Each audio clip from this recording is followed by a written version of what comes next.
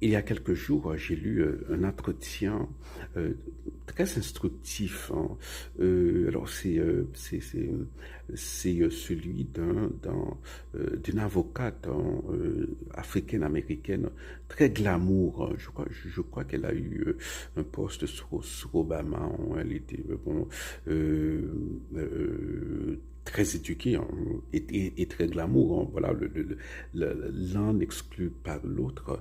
Et elle disait, hein, voilà, c'est quelque chose euh, qu'on qu'on entend.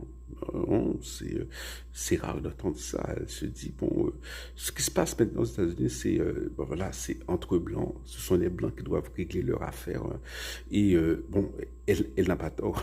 Voilà, parce que comme je l'ai dit dans une vidéo précédente, hein, voilà, l'électorat noir, c'est, je sais pas, maximum 8%, 9% de l'électorat général.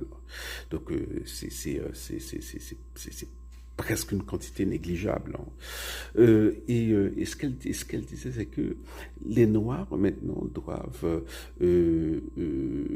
prendre soin de leur communauté, hein.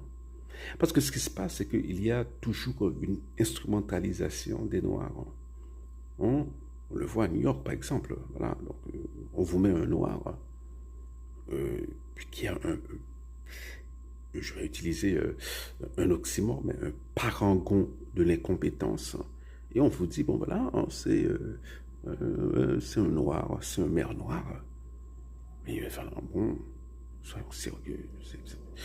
Voilà, le mec ne peut pas finir une phrase correctement. Voilà, voilà, donc c'est à chaque fois, et elle le dit, hein, voilà, bon, les Noirs se font empaparouter pour des raisons électorales. Et d'ailleurs, c'est pas nouveau ce qu'elle dit, hein. Malcolm X l'a dit, hein, à plusieurs reprises. Il a dit, bon voilà, que la communauté blanche, hein, voilà, choisit des Noirs comme ça pour être des guignols, pour qui soi-disant sont des représentants de la communauté noire, mais bon, mais en fait ce sont des guignols. Et elle, bon, elle, c'est pas une révolutionnaire du tout, mais c'est quelqu'un qui est devenu lucide sur la condition des Noirs, parce qu'on a vu la présidence d'Obama, 8 ans de présidence d'Obama, et quel effet, hein, pour les Noirs américains. Voilà, l'effet a été marginal, l'effet bénéfique pour les Noirs américains a été marginal. Donc, ce qu'elle dit, c'est qu'il faut s'y prendre différemment, et elle a raison, hein.